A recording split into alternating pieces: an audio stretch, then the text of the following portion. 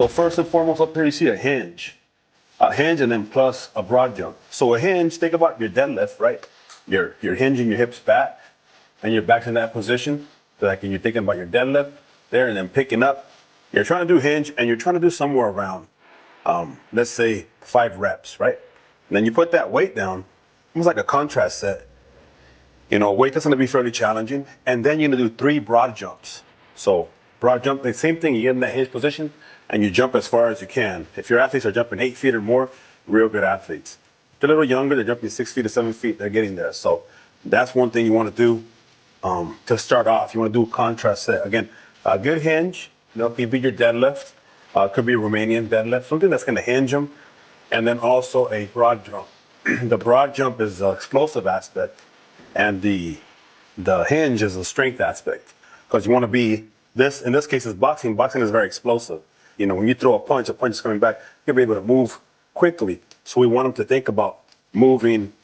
It's got to be real quick. It's almost like a reaction. You're not thinking, you're just reacting to a punch, moving, hitting back, and whatnot. You're moving and you're kind of sipping. And you want to do exercises around that, right? You want to do exercises to complete your athletes. Next, we have a carry. So farmer walk. You can use a trap bar deadlift. You can do your farmer walks like this. You can do unilateral where you have one on one side and have them put the arm up here. You want to make sure they're kind of walking almost real stiff like a robot. You want the core to be upright when you're doing a walk. Have that core really upright there. And then you're walking almost like a robot. Your heels striking first. Your heels are striking first.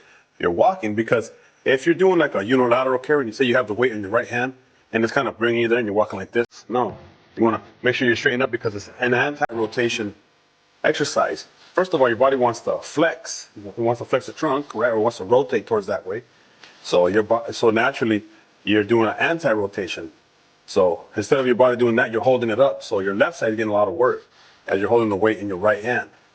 And if you're holding the weight in your left hand, the right side's getting a lot of work. So, you know, you can walk 30 seconds one way, put the weight down, get your grip, and then change the bar or change hands and then walk the other 30 and then take a 90-second break in between. You don't want to rest too much because you want to be working out like a cadence, like a rhythm.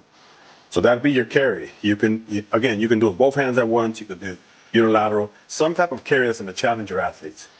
After that, ladder push-ups. So think about the plyometric ladder where people are putting their feet in and out. That same thing, but you do a push-up and then you go to the next square and you go to the next square. And then once you're all the way down the ladder, you can go the other way or you can rest. It depends. If you see you're fatiguing, then don't let them keep doing it because what's going to happen, if they fatigue, they're going to get injured.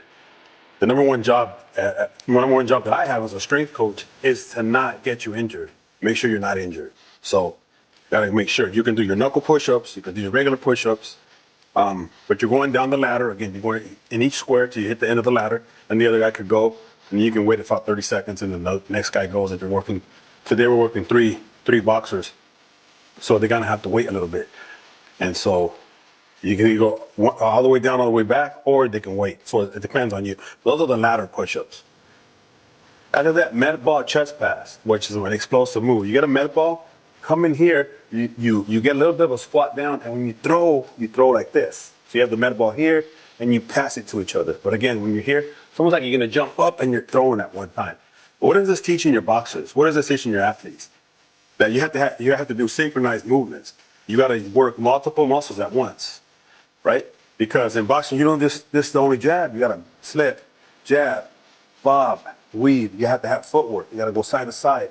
So your muscles and your core muscles have to work together. They're not gonna just work in isolation. So you wanna include exercises that are gonna work things together, like that med ball chest pass, which is gonna be an explosive move.